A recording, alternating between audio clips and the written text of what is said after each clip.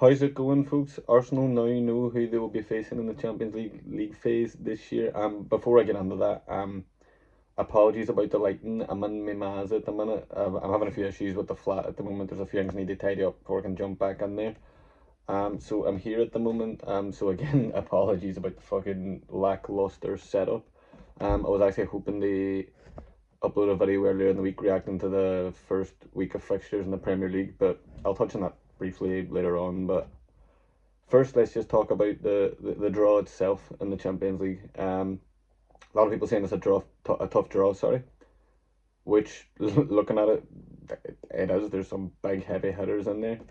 I'll just read out the list just quickly. So we've got Real Madrid at home, Bayern Munich away, Borussia Dortmund at home, Real Betis away, Lille at home, Napoli away, Saba at home, and Slavia Prague away.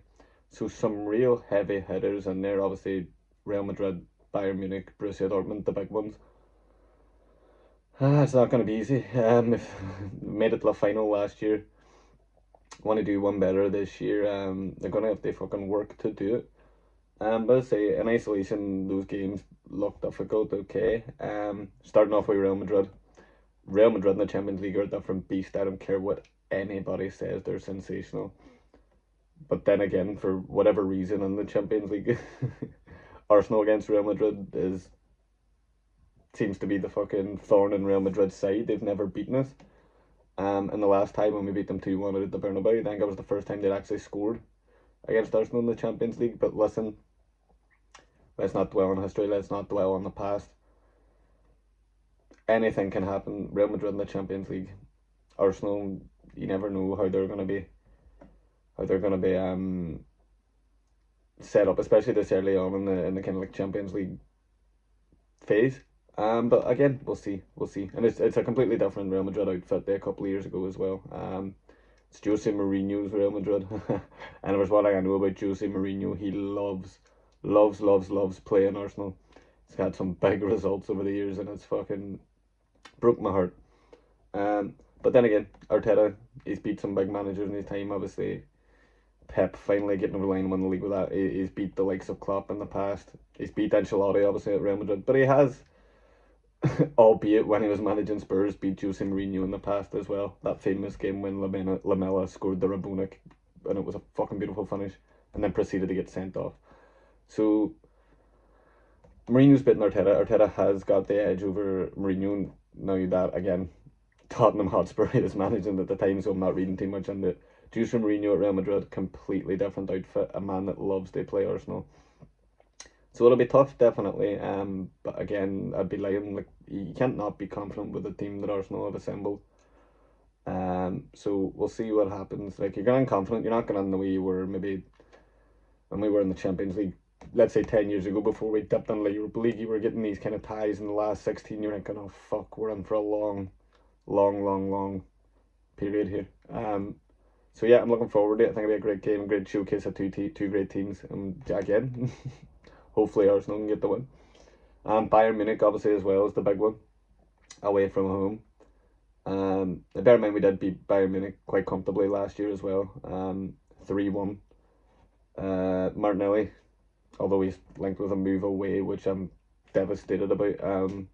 Obviously running that counter attack. Touches a pass now and puts it on the empty net.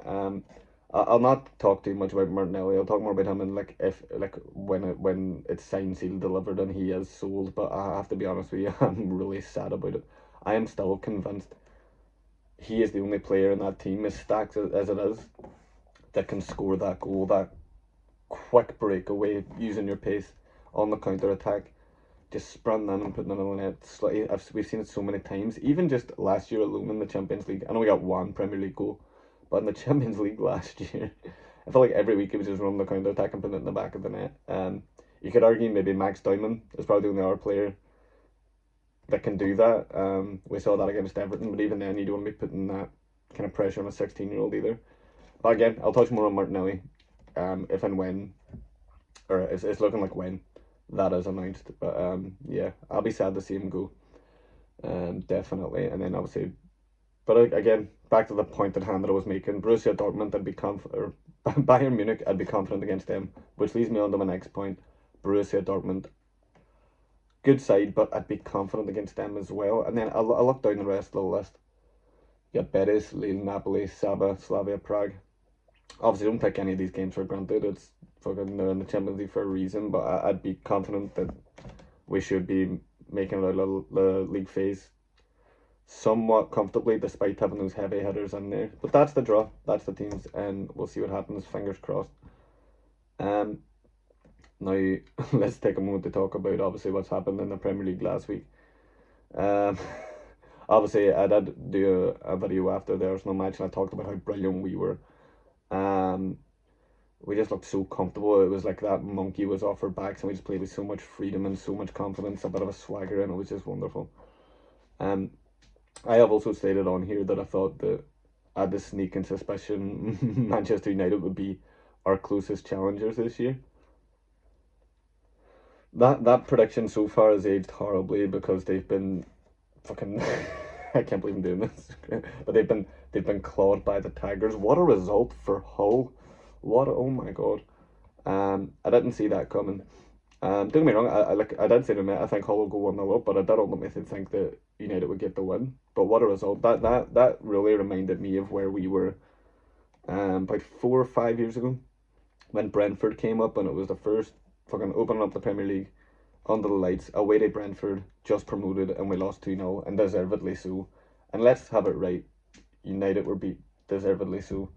Um, and I see a lot of people coming out and hitting out at Carrick already, but listen, it's too early. Like I know it's a very, very poor result, but again, we'll just see what happens with that, and if they can turn it around, they better, because Bruno Fernandes is in my fantasy football team, and he let me down a shocker there at the weekend. Oh, sorry, hello.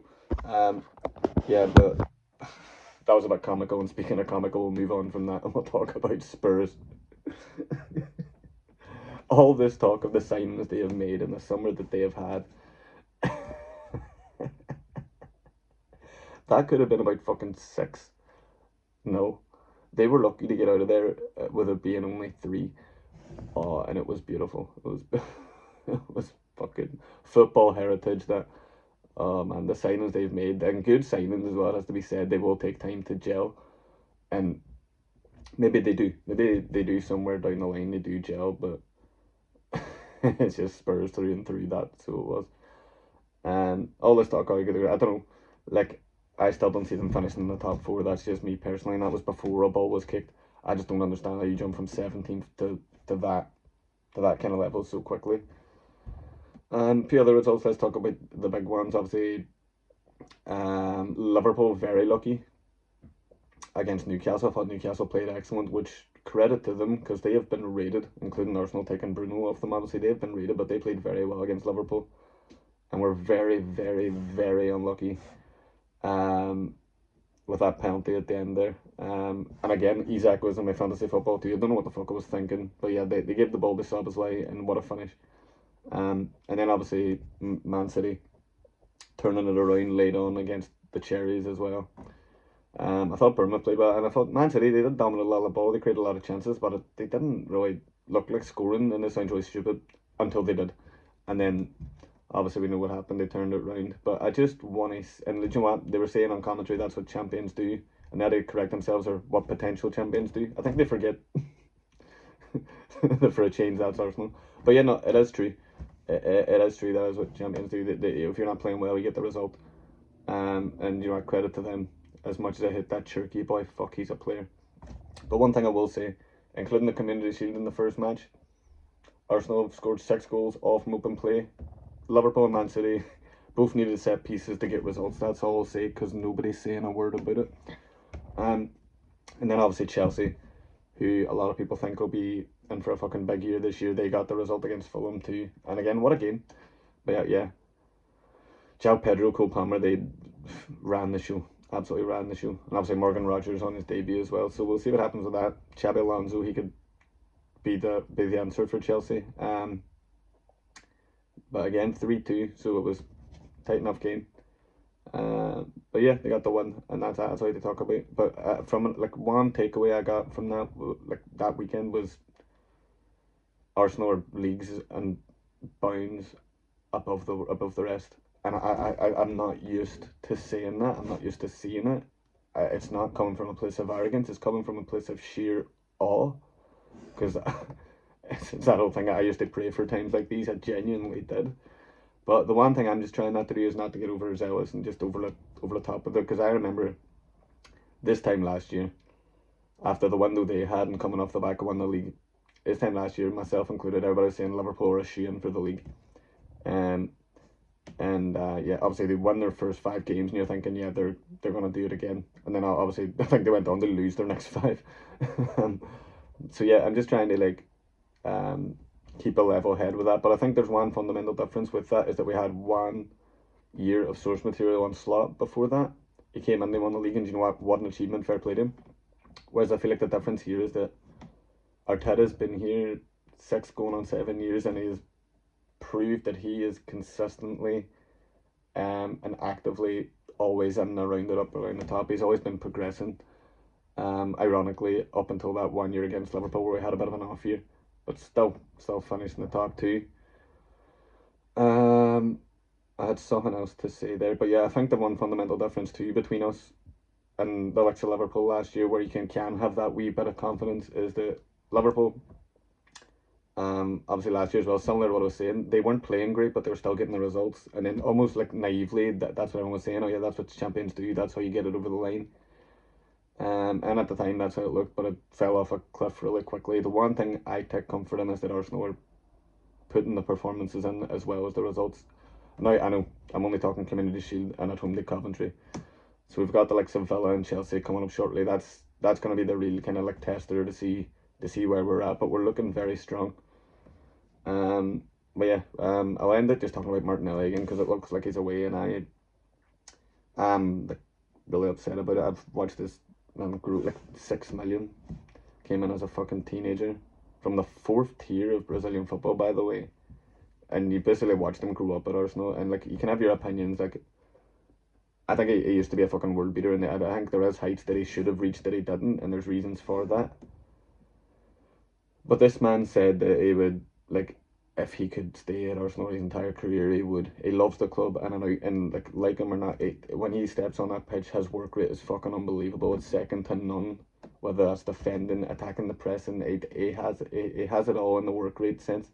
It's just consistency that's been his issue. But even then, I'll never forget the big goals he scored for us. Honest to God. And I have a sour taste in my mouth. And I feel like a lot of Arsenal fans won't like this, but if we sell Martinelli and bring in Julian Alvarez, it will leave a sour taste in my mouth. Arsenal fans might disagree with me, but there's a player there that we're getting rid of that loves the club. If he had his way, he would stay. He was at fucking training today at Arsenal, and he said he said he loves the club and he would stay there for the rest of his career. If you're to sell him to bring in Julian Alvarez, all right, not doubting his football talent, he's an exceptional footballer. He would take Arsenal to another level. But he has made it very open that he doesn't want Arsenal. He wants Barcelona. He's still like fucking.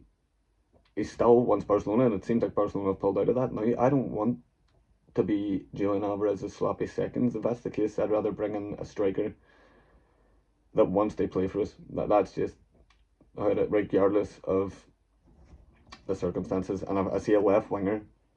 And no, let's have it right. Solis is an upgrade on Martinelli. Solis is fucking unbelievable. But if he gets injured, who have we got once we set Martinelli out the door? I'm supposed to take Diamond out the left, Madueke out the left. I'm not as confident with that. But I just when you have a player there that loves the club and he's worked from the ground up essentially, to the point where he's a Premier League champion, that's the only saving grace is that I feel like he's got his I suppose clarification that he played his part in where we are today. But it would leave a wild sour taste in my mouth to bring in a player that really doesn't really want to be here to and shipping out somebody that they put their heart and soul into this club. That's just how I look on it. But as I say, once it's announced that he is away, I'll give a much more like appreciative kind of commentary on it. But yeah, that's it. As I say, football's a ruthless sport, but it's a brilliant sport and it's back, so that's the main thing. And things are looking great in the grand scheme of things. So we will see what happens. I'm still very excited for the season. But yeah, another day in paradise, just another day as an Arsenal fan. I can't even say that with a straight face. Um, but yeah, it returns this weekend. Hopefully, I don't know. I'm really tired, folks. I'm kind of struggling for words here and how to fucking do this outro. But yeah, we got a Champions League draw. Looks like we're losing Martinelli. Um, and things are looking good in the Premier League. There we are. I had a fucking struggle. I was crawling to get that out, but here we are. Forgive me, folks. It's been a long week. It's a long day. But you take care. Pleasure speaking to you. Love yous. Bye.